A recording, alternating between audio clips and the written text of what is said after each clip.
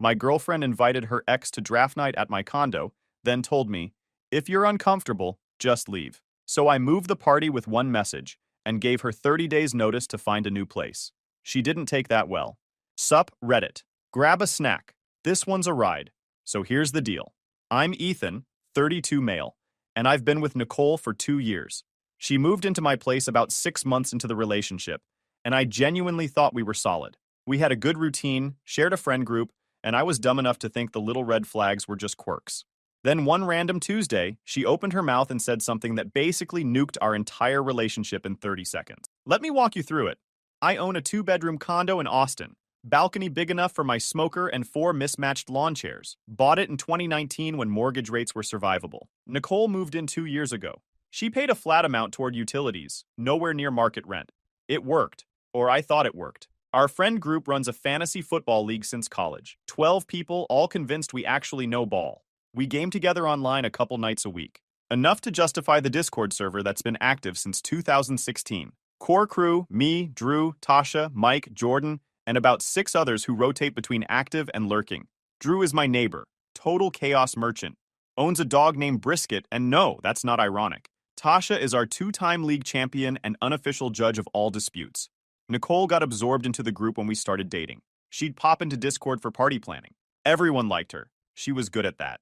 Every August, we do draft night at my place. I fire up the smoker the day before, do brisket low and slow, guard my dry rub recipe like state secrets.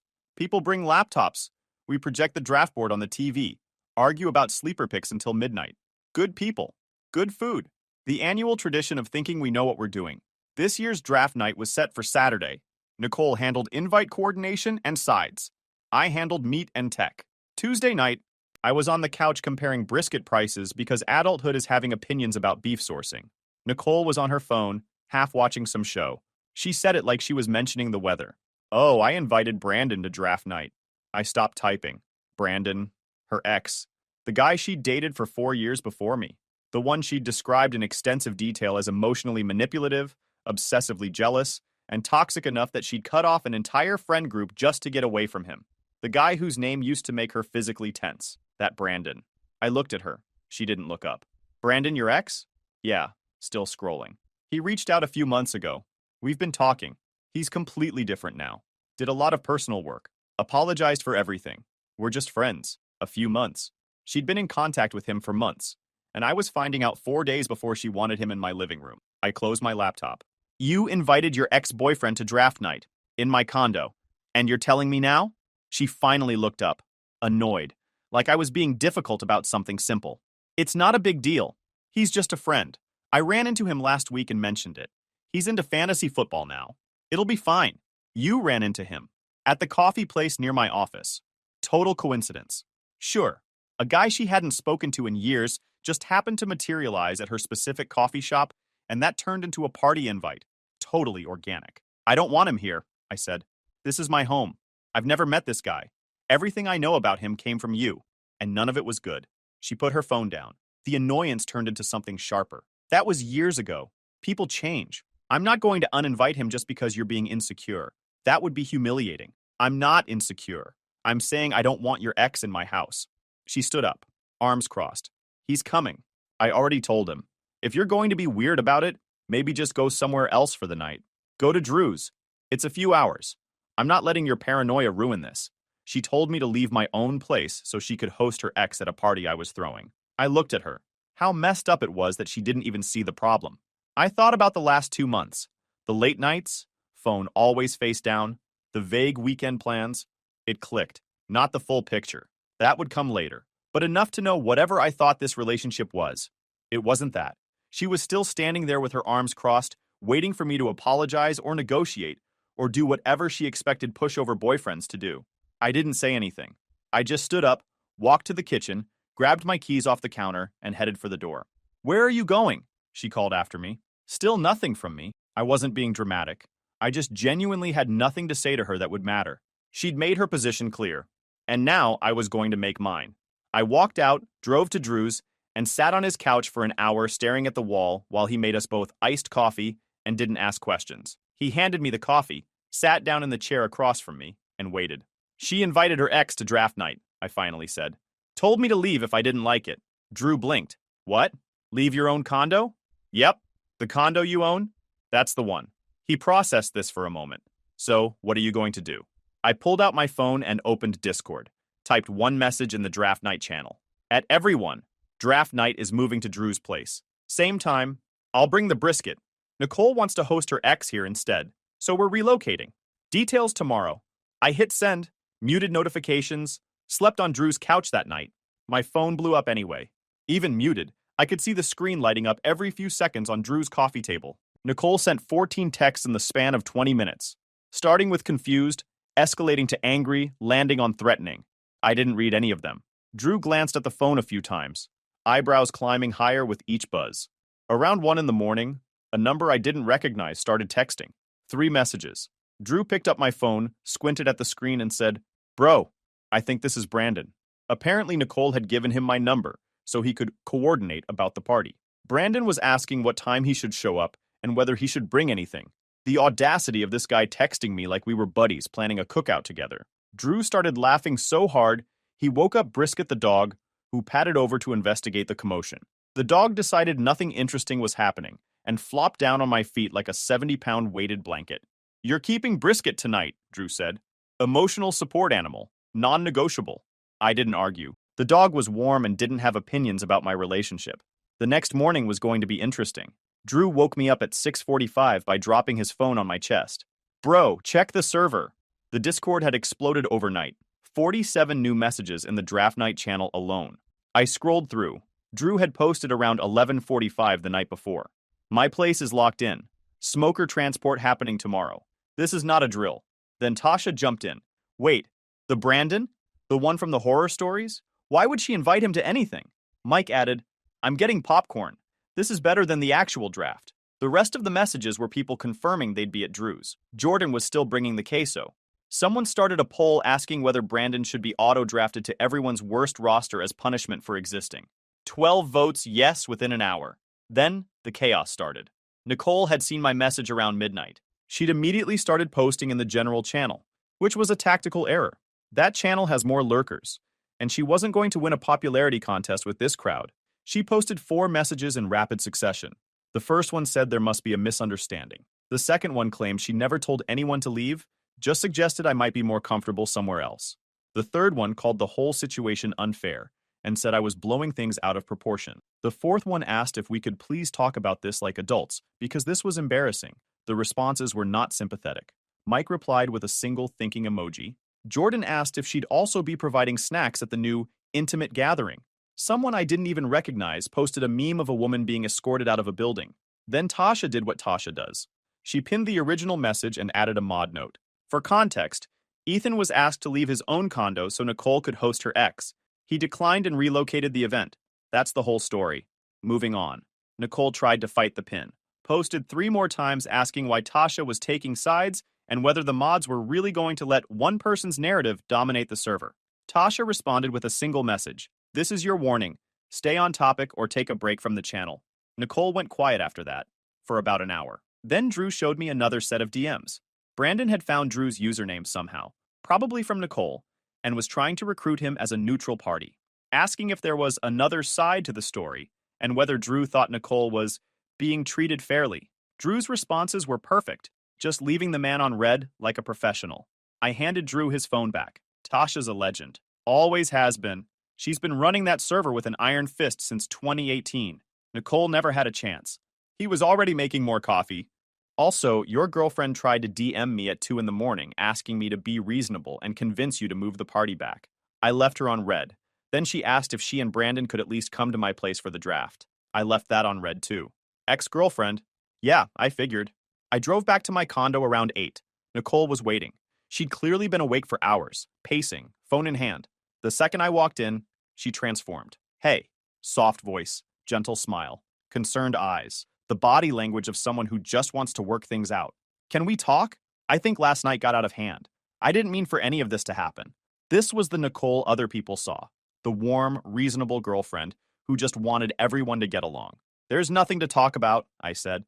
Draft night is at Drew's. You can do whatever you want here Saturday. Her face flickered, something hard underneath for just a second, then back to concerned girlfriend mode. Okay, I understand you're upset, but Brandon is just a friend. I was trying to be mature about it. You're the one who made it public and humiliated me in front of everyone. You told me to leave my own home. I suggested you might be more comfortable somewhere else. That's not the same thing. It's exactly the same thing. She stared at me. The warmth was gone now. Fine. You want to make this a whole thing? Fine. But I live here too. You can't just kick me out. I'm not kicking you out. I'm moving a party. You're welcome to stay. Brandon can come over. You two can have the place to yourselves. I hope you have a wonderful evening. I walked past her to the bedroom to grab clean clothes. Behind me, I heard her voice shift again, this time into the phone, already pivoting to the next play. Amber, can you come over? He's being completely unreasonable. I don't feel safe here right now. She was already lining up reinforcements, playing the victim to someone who'd believe her. The two-faced thing was impressive, honestly. I grabbed my stuff and headed back to Drew's. Whatever was about to happen with Amber wasn't going to involve me. Saturday arrived, draft night at Drew's. But first, here's the scene at my condo that I only heard about later. Pieced together from Tasha, who got it from Haley, who was still on speaking terms with Nicole at that point. Also from Drew, who got a truly unhinged series of texts from Brandon himself. Nicole had decided to host anyway. She'd set up the living room like a party was happening. Bowls of chips, a vegetable tray, everything arranged. She even posted in a group chat for some of her work friends.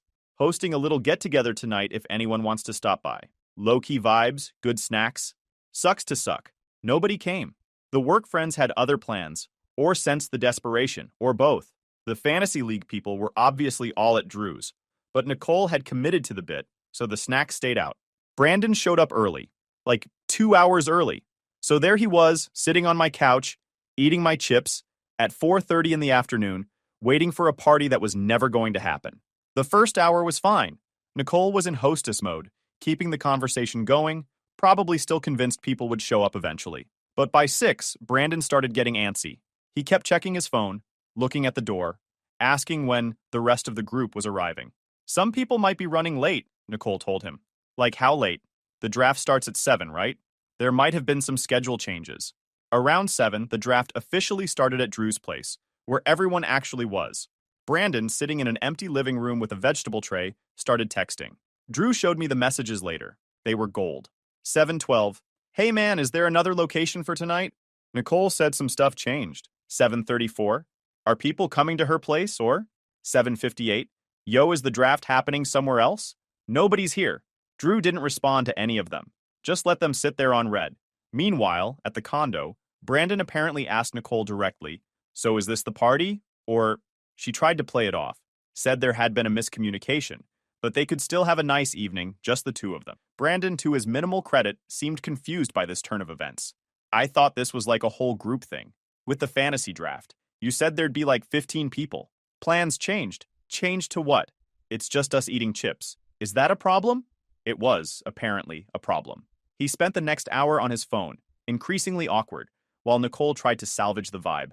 She put on music, suggested a movie, made small talk about his crypto portfolio, which went about as well as conversations about crypto portfolios usually go. Around 8:30, he told her he had to leave. Something came up, a thing with his roommate. Very urgent. She walked him to the door, and according to Haley's secondhand account, the goodbye was painfully brief. Nicole sat alone in the condo after that, surrounded by untouched snacks, while her phone stayed silent. The party she'd hijacked had happened without her. The ex she'd chosen over her boyfriend had bailed after 4 hours of awkward silence. The social media post about her fun night in that she'd drafted never got published. Meanwhile, at Drew's apartment, absolute chaos in the best possible way. 14 people packed into his living room, laptops everywhere, cords running in every direction. Someone had brought a power strip that immediately became the most valuable object in the room. The draft board was projected on Drew's TV. Jordan's queso dip was getting demolished. Tasha was dominating the draft with surgical precision while everyone else scrambled. I manned the brisket, which had transported mostly beautifully in Drew's cooler, except the lid popped open during the drive, and one of the end pieces slid onto the floor of my car. Drew's dog Brisket considered this a personal gift and ate it before I could react. I wasn't even mad. That dog had earned it. The vibe was good. Better than good. People were relaxed, laughing, roasting each other's draft picks in real time. Mike's headset was still echoing, and he was taking the mockery in stride. Jordan claimed his queso recipe was a family secret, and 3 people immediately started trying to reverse engineer it. Around round 4, Drew's Wi-Fi decided to have a moment, The connection dropped for about 90 seconds. When it came back, the auto draft had selected a kicker for me. In the fourth round. A kicker. The room erupted. Mike laughed so hard he choked on a chip. Drew apologized profusely while also clearly finding it hilarious. I'd have to live with this for the entire season. The nickname started immediately. Kicker King, someone called me from across the room. Within 10 minutes, Tasha had changed my Discord handle to Round 4 Kicker. Mike suggested we make it a rule that whoever finishes last next year has to draft a kicker in round 4 as punishment. The vote passed unanimously. Drew's Wi-Fi had achieved what Nicole couldn't, actually ruining something for me. But honestly, it was funny enough that I didn't care. Around 9, someone's phone buzzed. Then another. Then mine. Nicole had posted in the general channel again. A long message this time. She wrote that she was really hurt by how this was handled. That she'd always tried to be a good partner and friend to the group. All she did was invite someone to a party, and now she was being treated like a villain. She thought we were all adults who could handle that. She believed that there had been manipulation happening behind the scenes. She wasn't going to defend herself anymore. She just wanted us to know her side. The room went quiet for about 3 seconds. Everyone had seen it at the same time. Jordan, who's generally the peacemaker type, said, I mean, should someone maybe check on her? This seems like a lot. Tasha didn't even look up from her laptop. She told him to leave his own condo for her ex. He left. Now she's upset the party happened without her. That's the whole story. Jordan nodded slowly. Yeah, okay. Fair point. Then Tasha unmuted her mic on the voice chat we'd been running in the background. I'm deleting that message. It's off topic for the channel and we're in the middle of a draft. If anyone has questions about the situation, you can DM me. But this isn't the place. She deleted the message. Then she posted a meme of a dumpster on fire with the caption, anyway. Drew started laughing. Mike started laughing. The tension evaporated instantly. Within 30 seconds, we were back to arguing about whether to draft a backup quarterback early. Later that night, Tasha told me Nicole had tried to DM her directly, asking for temporary mod access to post a clarification that wouldn't get deleted. Tasha's response was 4 words. No, go touch grass. Then Nicole asked if Tasha could at least present both sides fairly in the server. Tasha replied, there's one side. You told your boyfriend to leave his house for your ex. That's the side. Nicole left the server that night. No announcement, no goodbye. Just gone. Her username vanished from the member list while we were in the middle of round 6 of the draft. Mike noticed first and announced it to the room. Someone started a slow clap that was only partially ironic. The week after draft night, I gave Nicole the notice. I'd talked to a lawyer. Quick consultation. $200. In Texas, she was a month-to-month tenant at will. 30 days written notice, no reason required. He emailed me a template. Simple. I set the move-out date for October 15th to give myself time to arrange the locksmith and coordinate around my work schedule. I printed the notice on a Sunday evening, handed it to her while she was watching TV. What's this? 30 days notice. You need to find a new place by October 15th. She read it. Her face cycled through confusion, disbelief, fear, then landed on cold. You're really doing this. You told me to leave my own place for your ex. Then you tried to turn the friend group against me. Yeah, I'm doing this. I could fight this. I have rights. You have the right to 30 days. After that, you're trespassing. She went quiet, looking for an angle. Then she tried the wounded act. I can't believe you're doing this to me. After everything, I made one mistake, and now you're throwing me out. Do you know how that makes me feel? Classic. Used to work on me. You have 30 days. That's more than fair. The softness vanished. She smiled. Fine. But you should know, I've already talked to my sister about this. She knows HR people at your company. This could get uncomfortable for you professionally. You're threatening my job because I'm ending the lease? I'm just letting you know there are other ways this could play out. She went to the bedroom. I stood there stunned, then texted Drew. She just threatened to contact my HR. His response. LMAO with what? Being a homeowner? Let her try, bro. He had a point. But about a week later, my manager pulled me aside. Hey, got a weird email from HR. Something about a hostile domestic situation and concerns about your stability. You know anything about that? I explained in 30 seconds. Breakup, eviction notice, ex not taking it well. He nodded. Yeah, figured. HR said it was vague and didn't allege anything actionable, filing it as a non-issue. That was it.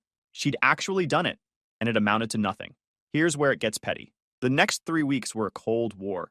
Nicole didn't do anything obvious enough to be actionable, but she made sure living with her was as unpleasant as possible, without crossing into territory I could point to. Passive-aggressive comments about how some people can't handle difficult conversations. Long silences when I entered rooms. Cabinet doors left open because she knew it annoyed me. The last of the coffee used and not replaced. The thermostat adjusted to temperatures she knew I hated. Small things. Death by 1,000 paper cuts. Then the Wi-Fi incident happened. I came home from work one day to find the network name had been changed to Ethan is a narcissist, and the password had been reset to something I didn't know. My devices were all kicked off. I couldn't work from home. I couldn't game. I couldn't even stream anything on my own TV in my own condo. When I asked her for the new password, she smiled sweetly and said she'd write it down somewhere, and then conveniently forgot for 3 days. I ended up tethering to my phone like some kind of animal until she finally remembered it. She also started inviting Amber over constantly. Amber, who clearly believed every word of Nicole's version of events. Amber looked at me like I was something unpleasant she'd stepped in. They'd sit in the living room talking loudly about how some men can't handle strong women, and emotional immaturity is epidemic. I'd retreat to my room and put on noise-canceling headphones. The pettiest move came in week 3, the headset incident. I have a nice gaming headset, limited edition. I'd pre-ordered it, waited 3 months for release, tracked the shipping daily. Noise canceling, great mic quality, comfortable enough to wear for hours. It lives on a stand next to my PC. One day I came home from work, and it was gone. I found it in her room, sitting on her desk like it belonged there. Next to it was a sticky note. Birthday gift 2022. Taking it when I go. My birthday is in March. She moved in September. The headset released in November of 2023. The timeline didn't work. She knew it didn't work. She was just betting I wouldn't have receipts. I didn't argue with her. I just went to my email, found the order confirmation with my name and payment info and delivery date, and forwarded it to myself so I'd have it ready when needed. Then I went to Drew's apartment. I need to store something here for a couple of weeks, I told him. The headset. How'd you know? Because you're holding the headset. Yeah. I put it on his shelf, behind some books where it wouldn't be obvious. The next day, Nicole noticed it was gone from her room. She didn't say anything directly, just gave me this long, evaluating stare over breakfast, like she was recalculating something. The fake birthday claim was never mentioned again. Day 22. 8 days left on the notice. I was just trying to fix my Netflix recommendations, which had gone completely insane. Reality dating competitions. Couples therapy documentary. My algorithm was convinced I was deeply invested in whether some guy named Chad would find true love on a tropical island. I figured Nicole's watch history was bleeding into my recommendation, so I logged into my account settings to fix it. We still shared the account, because I hadn't had the energy to deal with administrative tasks while living through a Cold War. That's when I saw the activity log. Netflix tracks everything. What profile watched what, when, on which device. I'd never looked at this screen before, but it was all there in brutal detail. Nicole's profile showed viewing sessions at times that didn't match where she was supposed to be. 2 episodes of some drama at 11 at night on a Wednesday back in March. I remembered that night. She'd said she was staying at Amber's because they had an early brunch thing the next day. But the device wasn't Amber's TV. It wasn't Nicole's laptop or tablet either. The device was listed as Brandon's Fire Stick. Netflix pulls device names from your Amazon account. So Brandon had literally named his streaming device after himself. Genius move, honestly. Really helped me out. I stared at my phone screen for a very long time. I scrolled further back. More sessions. February, January, December. Going back almost 8 months. Always the same device name. Always on nights she'd told me she was somewhere else. Gym nights, girls' nights with friends, sister visits, work events. Every excuse she'd given me for the past year, every story about where she was going, had apparently been a lie. The recent reconnection she'd described, the one that happened a few months ago after a coincidental coffee shop encounter, at least 8 months old. The coffee shop thing was staged. The he's changed narrative was rehearsed. The whole thing was a production. The draft night invitation wasn't impulsive. The party was supposed to be her soft launch. Introduce him as just a friend. Get everyone comfortable with his presence. So when she eventually made the switch, the timeline would look natural. She wasn't just entitled. She was running a long con. And she'd gotten sloppy because she didn't think I'd ever look at something as mundane as streaming account settings. I didn't confront her that night. I sat on the information for about 18 hours. The next evening, she came home from the gym around 8. All cheerful energy, good vibes. Hey, she said, dropping her bag. I was thinking we could watch something tonight. Clear the air a little. The audacity. Standing there offering a peace gesture while the evidence was sitting in my phone. Sure, I said. Let me pull up Netflix. I grabbed the remote, opened the app, and navigated to account settings. Found the Manage Devices page. Let her see what I was looking at. What are you doing? she asked, still casual, still oblivious. Just checking something. I scrolled to the device list, let her eyes find the line that said, Brandon's Fire Stick, last active yesterday. When did we add that device to the account? The casualness evaporated. I watched her face change in real time. Smile freezing, color draining, the whole act just falling apart. She opened her mouth, closed it, opened it again.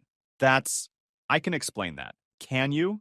Because according to this activity log, you've been watching shows from Brandon's apartment since at least January. That's 8 months of gym nights that apparently happened at your ex-boyfriend's place. 8 months of lies. She was shaking her head slowly, but she didn't have a rebuttal. The data was right there on the screen. 8 days, I said. The notice stands. I walked out, slept at Drew's again, told him the full story. He listened, shook his head, and said, Bro, that's insane, about 4 times. When I came back to the condo the next morning to grab some clothes, Nicole had already started packing. No more passive-aggressive comments. No more Amber visits. No more Cold War tactics. Just boxes appearing in the living room, slowly filling up with her stuff. The countdown was almost over. Anyway, move-out day. October 15th. I'd worked it out with my building's property manager ahead of time. Guy named Carlos, 12 years running the building.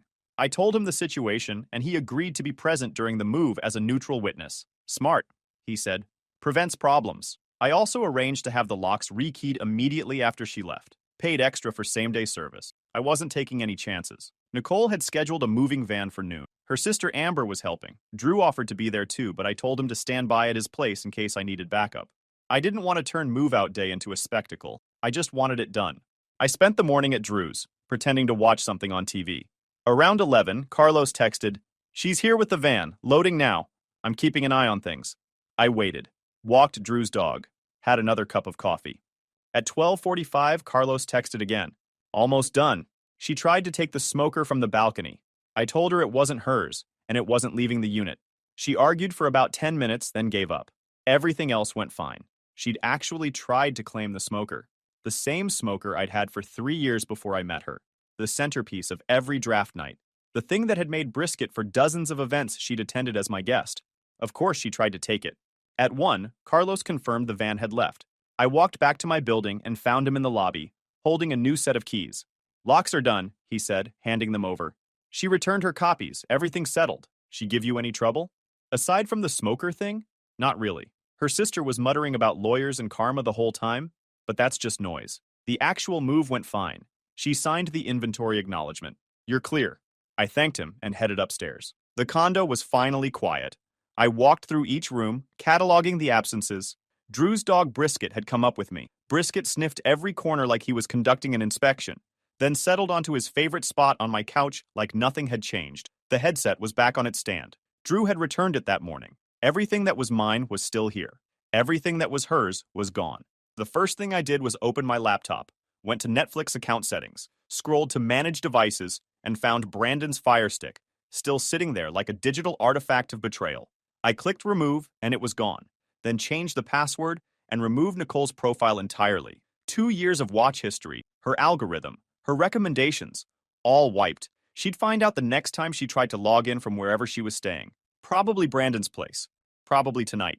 About an hour later, my phone buzzed.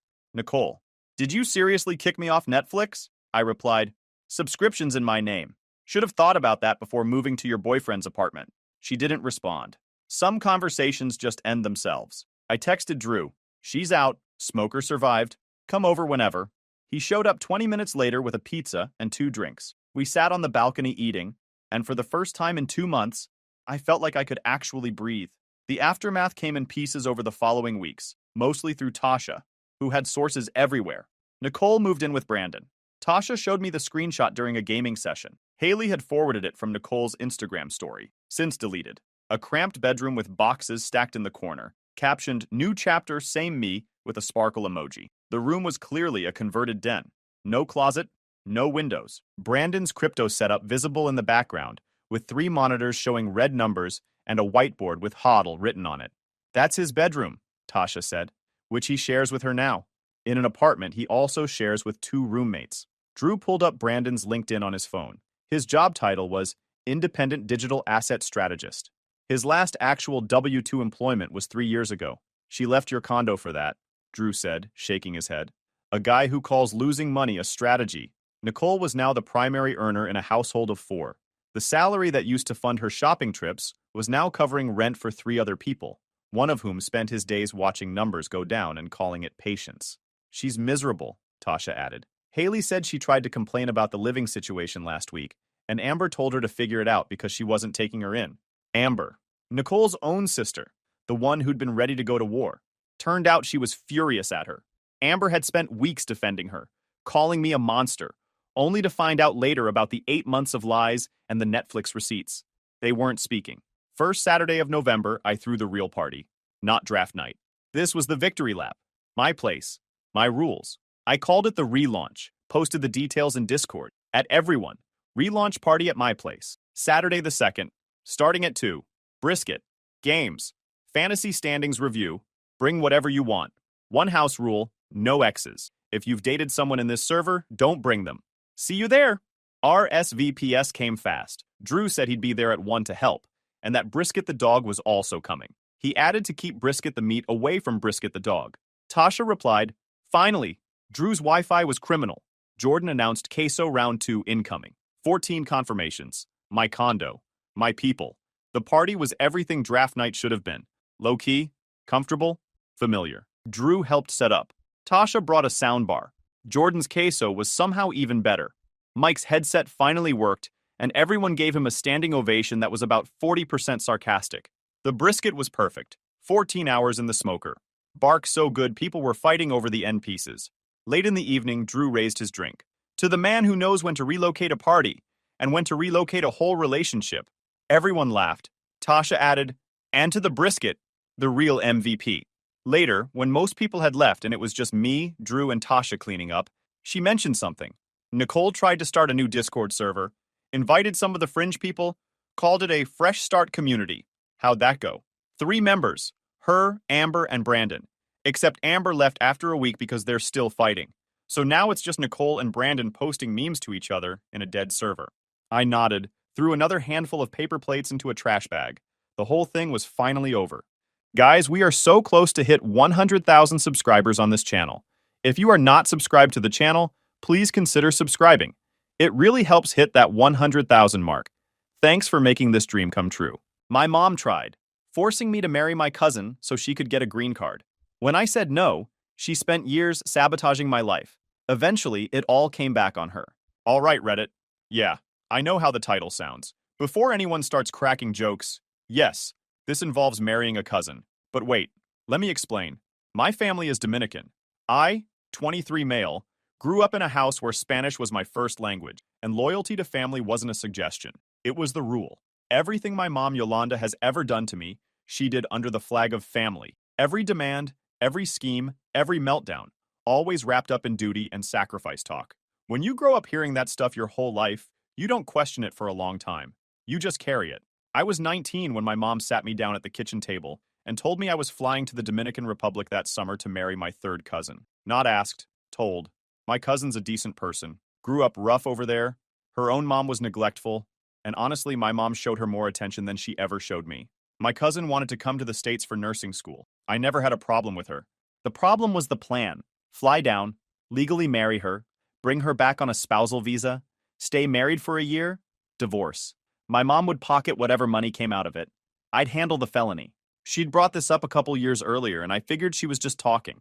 Dominican moms say wild stuff sometimes. You learn to let half of it float past you. But that afternoon, she pulled out her phone, scrolled to her email, and turned the screen toward me. Flight confirmations, 2 tickets, round trip, departing July. My name was already on one of them. I just stared at the screen. She was already talking about how long we'd need to stay, what paperwork we'd need, how my cousin was already getting her documents together. Like we were planning a family vacation, not immigration fraud. You're serious right now? She didn't even blink. The flights are booked. We leave in July. I'm not marrying my cousin. She's your 3rd cousin, Mateo. Stop being dramatic. I told her I was in a relationship. I had a girlfriend. We'd been together for a while. My mom looked at me like I just told her I had a pet rock. I don't care about your girlfriend. I don't care about your personal life. Those were her exact words. I tried to push back. Told her I wasn't comfortable with it. Told her it was illegal. Each time I said no, her voice got louder. The conversation went from a discussion to a shouting match in maybe 6 minutes. When I finally flat out refused, she stood up so fast the chair hit the wall behind her. If you are not willing to help this family, then find somewhere else to live. I was 19. I had a part-time job that barely covered my phone bill. No savings, no backup plan, no car in my name. The threat of getting kicked out wasn't some abstract thing. It was survival level real. I knew exactly what happened to people in my neighborhood who ended up on the street young. That night, I sat in my room trying to process what just happened. My girlfriend was supportive when I told her, said we'd figure it out together, but I could tell she didn't fully get the weight of it. She came from a normal household where disagreements ended in silence, not eviction threats. The thing that messed with me the most wasn't the yelling. It was what happened the next morning. She was acting completely normal, making breakfast, humming to herself, asking me if I wanted eggs. She even laughed at something on her phone and showed it to me like we were buddies. Like the whole kitchen table ultimatum never happened. I didn't sleep much that week, kept counting the weeks until July, trying to figure out if I had enough time to come up with something. My mom started mentioning the trip casually in front of relatives, framing it like a fun family visit. Nobody questioned it. Nobody asked me how I felt. Whatever my mom said was the official version of reality. If she said I was excited to help my cousin, then that was the truth. My actual feelings were background noise in that house. I also noticed she started being extra nice to me that week, making my favorite food, asking about my classes, laughing at my jokes. It meant she'd decided the plan was happening and she was preloading goodwill so that when she cashed in, I'd feel like I owed her. I wasn't her son. I was her tool. And if I didn't figure out how to get out of this on my own terms, she was going to use me until there was nothing left. This was spring of 2020. The first thing my mom did after that kitchen table conversation was ask me where my passport was. I told her it was expired. Technically true. It was close to expiring, and I had zero intention of renewing it. She said she'd handle the renewal herself, just needed me to hand over the passport and my birth certificate. She wasn't asking for documents. She was collecting leverage. I told her I'd look for them. Then I did absolutely nothing about it. Over the next couple weeks, she started bringing up the trip to relatives on the phone, always within earshot of me. He's looking forward to seeing the family. He's happy to help his cousin, building a version of reality where I'd already agreed, so that when I tried to back out, I'd be the difficult one. That's when my boy Nikolai stepped in. Russian family, grew up a few blocks from me, built like a refrigerator. I told him what was going on and he stared at me for about 10 seconds. Bro, you know she's gonna take the documents and you're stuck, right? He asked with his strong accent. I know. So why are they still in her closet? He had this way of asking questions that made you feel stupid and grateful at the same time. He was right. I'd just been too deep in survival mode to think straight. So we came up with what Nikolai called Operation Backpack. Stupid name. Solid plan. I waited for my mom to leave for work, then went straight to her bedroom closet. Top shelf, behind a shoebox, my passport, birth certificate, and social security card in a manila folder with my name written on it in her handwriting, separated from the rest of the household paperwork. She had mine set aside like supplies she was getting ready to use. I took photos, moved the originals into my backpack with a cheap fireproof pouch, and kept that bag on me or at Nikolai's at all times. Opened a new bank account at a different bank. The old one still had her name attached from when I was a minor. Started moving money over in small amounts. Moved clothes and essentials out in waves. A hoodie here, shoes in a bag there. Kept my phone locked. Cleared my search history every night. I kept my head down. Didn't argue. Didn't bring up the trip.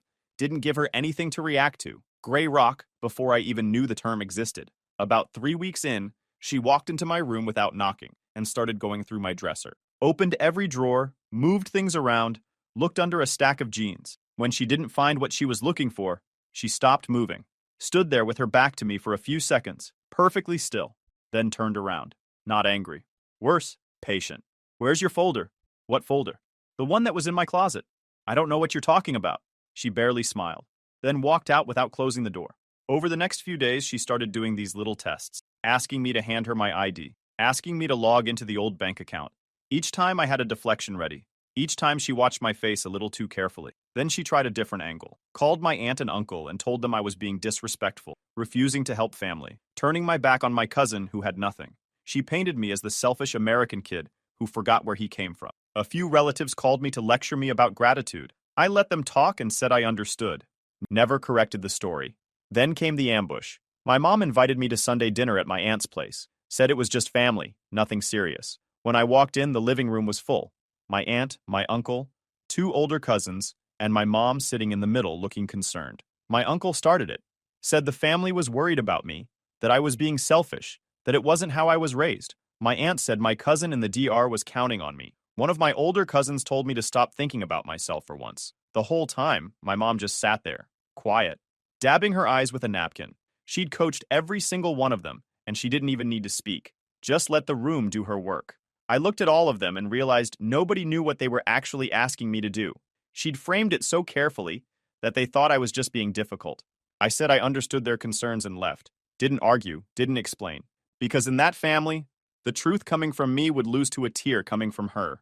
Every time. Nikolai was waiting in his car outside. He took one look at my face. Ambush? Full production. He just said Davai and drove. Meanwhile, she found another option. Some friend of a friend here in the States willing to do a paper marriage for money. That fell through too. I used that window to finish moving the last of my important stuff to Nikolai's. By the time her attention swung back to me, I was lighter than she realized, but I could feel it building. She was regrouping, and when my mom regroups, the next move is always worse. Actually, a quick side thing I forgot to mention. During all this, I was still going to my classes and working part-time at this little shipping store near the house. My manager there was this older Haitian dude named Jean-Pierre, who played the same 3 Bob Marley songs on repeat every single shift. Had nothing to do with anything, but I think about that store sometimes. It was the one normal part of my week. Anyway, a few weeks before the July travel date, she made her last real push. Told me she'd made an appointment at the post office for my passport renewal. Saturday morning, 10 a.m., I told her I'd be there. Saturday morning, I went to Nikolai's house instead. When she called at 10:15, I told her I got called into work. She was quiet for a long time. I could hear the post office lobby behind her. We can reschedule. Yeah, sure. But I'd already checked the renewal timeline online. Even if she got me to submit that day, processing would take 6 to 8 weeks minimum. July was less than 4 weeks out. The math didn't work. The window had closed and she didn't even realize it. When July came and went without a flight, she didn't say a word. The pandemic was also making travel complicated, which gave her a face-saving excuse. But I knew the real reason. I'd run out the clock without ever saying no to her face again. The summer I turned 21, everything came apart. The marriage scheme was dead. The pandemic killed the travel. The backup person ghosted. My cousin was still in the DR. My mom never said the plan was over. She just went silent about it, which with her was more dangerous than yelling. The girlfriend I had back when this whole thing started didn't survive the fallout. She stuck around through the passport games and the ambush, but the constant stress wore us down. We weren't fighting about each other. We were fighting about everything around us. She eventually told me she cared about me but couldn't keep living in crisis mode. I didn't blame her. Honestly, I was in no shape to be somebody's boyfriend at that point. What actually set things off with my mom was money. I'd started working more hours and was pulling in decent checks for the first time. My mom noticed immediately. She started expecting me to hand over a chunk of every paycheck.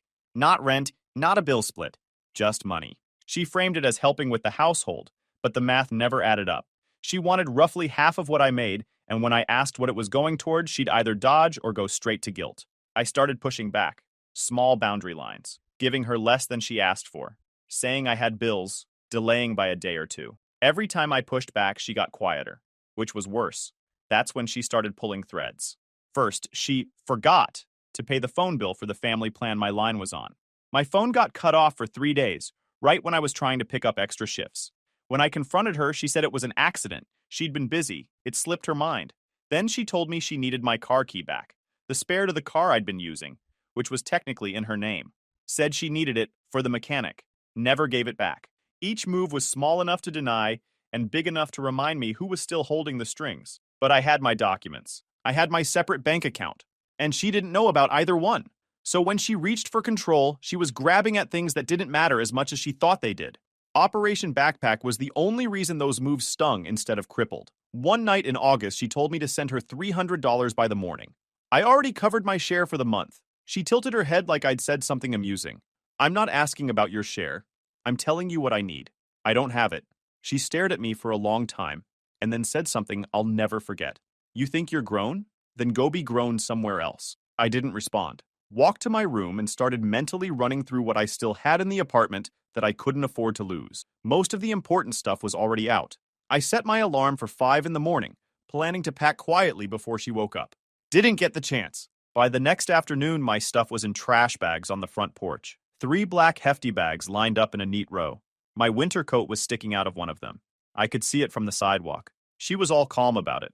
The demand for money was the test, and my refusal was the permission slip she needed. When relatives asked, it'd be, he refused to contribute, not, I kicked my son out because he stopped being a cash machine. I'm gonna be honest here. I wasn't prepared. Operation Backpack had given me my documents and a little cash in a separate account, but I didn't have first and last for an apartment. Didn't have a car. Having my documents meant I could move forward. It didn't mean I had anywhere to go. Nikolai came through, showed up in his beater sedan 20 minutes after I called, helped me load the trash bags into the trunk without saying a word, and took me back to his family's place. His parents let me crash in their basement without asking a lot of questions. His mom put a plate of food in front of me before I even sat down. His dad looked at me once, nodded, and went back to watching the news. That was it. No interrogation, no pity face. Russian hospitality. You're here, you eat, you sleep, we figure it out tomorrow. I slept on a pull-out couch in their basement for about 3 weeks, working every shift I could grab, eating cheap, trying to figure out my next move. My mom called me twice during those 3 weeks. The first time she sounded warm, almost cheerful. When are you coming home, Mateo? I made rice. Like she hadn't bagged up my life and left it on the porch for the neighbors to see. I told her I was figuring things out and hung up. The second time she sent a long text about how I was breaking the family apart and how my little sister Nina was crying every night because I was gone. That one hurt. Nina was young and had nothing to do with any of this. But I knew my mom was using her as a weapon, and giving in would just reset the cycle. I found a room in a shared house through a guy Nikolai knew. The walls were thin enough to hear my roommate's alarm every morning at 6. I moved in with 2 trash bags of clothes, a phone charger, my documents, and about $400. Bought a mattress off a marketplace app for $40. Some guy delivered it in a pickup and helped me haul it up to the second floor. First night there, I sat on that mattress, back against the wall, and just breathed. Nobody was going to barge in and demand money. Nobody was going to guilt me over a cousin I barely knew. Nobody was going through my dresser looking for leverage. Peace. Nikolai came by the next day with a bag of groceries his mom had packed. Rice, canned stuff, some bread, a couple of those frozen meal things. He didn't make it a whole thing. Just put the bag on the counter, said, "Eat, you look skinny," and started talking about something completely unrelated. That was Nikolai. But I knew my mom wasn't done. Getting kicked out was just the visible part. The real damage was going to be the stuff I couldn't see coming. She still had access to parts of my life I hadn't thought to lock down. And she was the type of person who, when she lost control of you physically, would find other ways to control you.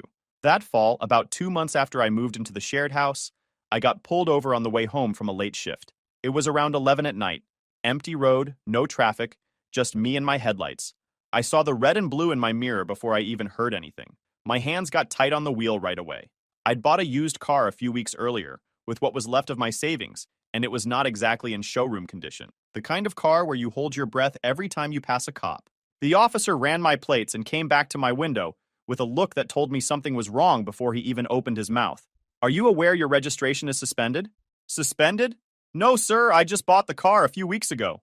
He explained that a late fee turned into a penalty, the penalty turned into a DMV flag, and the flag turned into a suspended registration. Some unpaid toll citation I'd never responded to. I was now driving a car that legally shouldn't have been on the road. I'd never seen any of it. The toll notice, the penalty letter, the DMV warning, nothing. As far as I knew, my registration was clean. The officer was decent about it, didn't tow the car on the spot, but told me I couldn't drive it until the suspension was cleared. The total was going to be somewhere around $800. The original toll, the late fees, the penalty, and a reinstatement fee. Basically everything I had. He gave me a fix-it window and told me to handle it quick, or the next stop wouldn't end with a warning. I called Nikolai from the shoulder of the road, and he came and picked me up. On the ride back, I started putting it together. The toll citation would have been mailed to my old address, my mom's address. When I got kicked out, updating my mailing address was the last thing on my mind. I changed it with my bank and my employer, but never filed with the post office. 2 days later, Nikolai drove me to my mom's place. She wasn't home. Nina let us in. She looked happy to see me, which made my chest hurt. But I stayed focused. Went to the kitchen counter where my mom always stacked mail and found a neat little pile held together with a rubber band tucked inside a drawer near the microwave. All my mail, every single piece that had come after I moved out. The toll notice, the penalty letter, the DMV warning, a jury duty summons, a bank statement, a piece of mail from my health insurance. She'd kept all of it, organized. Some of the envelopes were already opened. She'd read them. That was the part that made my stomach drop. Throwing it away would have been careless. Keeping it meant she knew exactly what she was doing. Nikolai looked at the stack and then looked at me. Brother, she rubber banded it. This woman is psychopath. Yeah, she rubber banded it. I took photos of every piece of mail. Front, back, postmarks, the drawer, the rubber band, the stack. Nikolai stood behind me the whole time, making sure I didn't miss anything. Then I took the entire stack, and we left. Over the next week, I went into full lockdown mode. Went to the post office and set up a P.O. box. Paid for 6 months up front because I wasn't going to risk a lapse. Everything got rerouted to that box. Bank, insurance, DMV, everything. Then I switched every account I had to paperless. Email notifications, digital statements, online portals. If it could be digital, it became digital. I wrote down every piece of withheld mail with dates, senders, contents, and what happened because of it. Started building a paper trail. Took the photos and the documentation and put them in a folder that I kept at Nikolai's place. A physical backup in a location she didn't know about. Nikolai's exact words when I handed him the folder were, "If she finds out about Zeus, she is going to be very unhappy." He said it the same way you'd say, "The sun's gonna come up tomorrow." I paid the registration fees. It wrecked my savings and set me back at least 2 months. But I got the car back on the road, handled the suspension, and cleared the toll situation. Every receipt went into the folder. Building a paper trail, whether I ever needed to use it or not. My mom must have realized the mail was gone, because a few days later she sent me this impossibly sweet text. Mi amor, this, and I miss you that. Asking how I was doing, saying she hoped we could talk soon, saying my sister drew a picture for me. No mention of the mail. No acknowledgement. Just sweetness. The kind that would fool anyone who didn't know the woman behind it. That was her whole playbook in one move. Punch you in the dark, then greet you with a hug in the daylight. And if you ever brought it up, suddenly you were the ungrateful one, and she was just trying to be a good mom. I didn't respond. By the next spring, the mail situation was handled, and I was focused on rebuilding. Working full-time, finally building something instead of just surviving. I picked up a second gig doing sound work for a local venue. That's where I met Dean. Dean was a touring musician passing through who needed a last-minute sound guy for a 3-night run at the venue. We clicked right away. He was older, mid-30s, had been on the road for years, and had this calm energy, like nothing surprised him anymore. After the run, he pulled me aside while the crew was loading out. "You got good ears, man, and you actually show up on time, which is rarer than you think." I laughed. "That's a low bar. You'd be surprised. Listen, if you ever want road work, I can get you on with my crew. Think about it." That was the first time someone in a position to actually change my path told me I was good at something. Not good at being useful. Not good at doing what I was told. Good at a skill. I started picking up road gigs with Dean's crew whenever they came through. Better money than anything I'd seen before, and I was seeing parts of the country I never thought I'd see. For the first time, I was putting away real savings. I mean, I remember one night we were loading out of this venue in Philly, and Dean handed me a check for the week, and I literally sat in the van and stared at it. I'd never held a check that size that had my name on it. I'd also started seeing someone new. She was good, wasn't in the middle of any of the mess with my mom, and didn't treat my life like a problem to manage or a story to react to. She just showed up. Then tax season came, and she found me again. I filed my return in early February. Simple return, nothing complicated. W-2S, electronic filing, standard stuff. Expected my refund within a few weeks. 3 weeks later, I got a notification that my return had been rejected. The reason, someone had already claimed me as a dependent for that tax year. Didn't even need to read the rest. My mom had claimed me on her taxes. I hadn't lived with her in months, she hadn't supported me financially, and she didn't even know my current address. But she had my social security number memorized, and apparently that was enough to reach into my life without being anywhere near it and yank the rug out again. The timing couldn't have been worse. I was in the middle of applying for my own apartment. First real solo apartment, no roommates, no shared house. The leasing office needed proof of income and my most recent tax return. A rejected return was a red flag the size of a billboard. The leasing agent looked at me like I'd handed her a fake ID. "We can't process this with a rejected return." "Do you have any other proof of income?" "Like what?"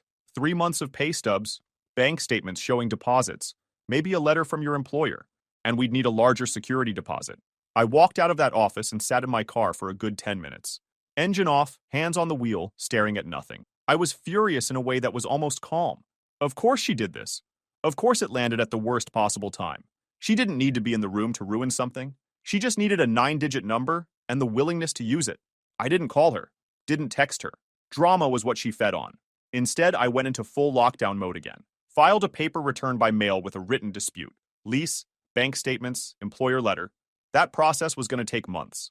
The IRS doesn't move fast. But at least the dispute was on record, called the Identity Protection Line, and got an IPPIN so nobody could file using my social security number again. Then I froze my credit across all three bureaus, changed every password, removed her as my emergency contact everywhere, and set up two-factor on everything.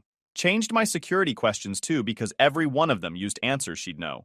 Nikolai helped me draft a timeline document. Every incident, every date, every piece of evidence. He said if I ever needed it for legal purposes, it'd be ready. For the apartment, I went back to the leasing office with a folder.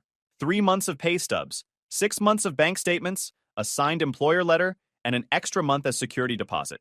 The agent flipped through everything and said she could work with it. Got approved 2 weeks later. The part that actually made me smile was what happened on her end. Because I disputed the dependent claim, the IRS flagged her return too. Her refund got held while they reviewed both filings. From what I heard through my sister, the household was counting on that money. When the refund got frozen, things got tense fast. Then my aunt called me, the same aunt whose living room was used for the ambush. Her tone was different this time, though.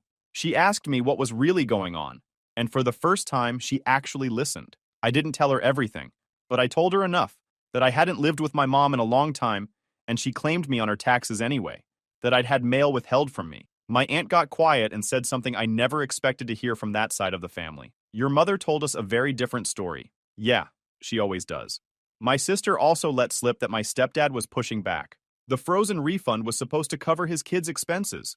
He wanted answers. My mom tried her usual playbook, deflect, guilt, redirect, but he wasn't her child. He didn't have 20 years of conditioning. He just wanted his money. That apartment got real uncomfortable for her. For the first time, her system backfired into her own life. The IRS doesn't care about guilt trips. You can't cry your way out of a tax dispute. Dean called me around that time about a spot on a longer tour run. Multiple cities, solid pay. I need someone reliable for 3 months. You in or you out?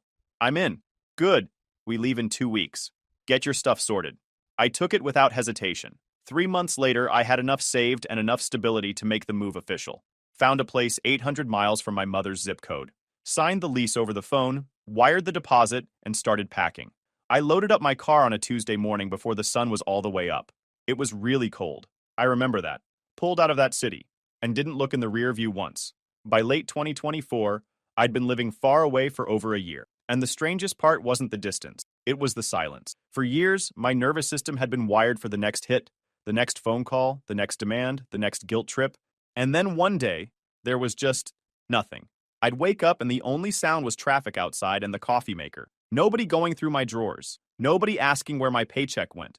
Nobody running my name through the family phone tree. I started settling into a routine. Dean had connected me with a booking network, and I was getting steady road gigs, running sound for acts passing through the region. Some weeks I was home. Some weeks I was in a van, heading to a city I'd only seen on a map.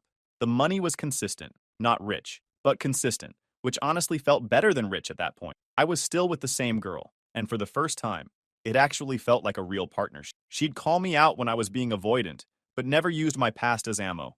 Her family treated me like their own son. Sunday dinners at her parents' place, her dad asking about work, her mom making sure I ate before I left. Normal felt like something I didn't even know I was missing until I had it. I kept minimal contact with my mom, not for her sake, but for my little sister. I'd call maybe once every couple weeks, always on my terms, always short. If she started slipping into the old patterns, guilt tripping, bringing up money, I'd cut the call and not pick up for a while. Every time she pushed, the gap got longer. She learned I was serious. For a few months, it almost felt like we'd reached something livable. She stayed in her lane, I stayed in mine, and my sister got to hear my voice. I wasn't naive enough to think she'd changed, but I thought maybe the distance was enough of a firewall. Maybe 800 miles was finally the number she couldn't reach across. Then the text came. She dropped this bomb. It was long. She told me she'd given birth a few months back. I had no idea she'd even been pregnant. Mid-40s with a newborn. She talked about how the baby was difficult, how she didn't have the energy she used to, health problems. My stepdad was working constantly and dealing with his own kids in the apartment. My sister was too young to help. I kept scrolling, waiting for the ask. Because there's always an ask. Then she got to the point. She wanted me to move back home to help take care of the baby. Or, if that wasn't possible, she wanted me to take the baby and raise it at my place. I read that message 3 times.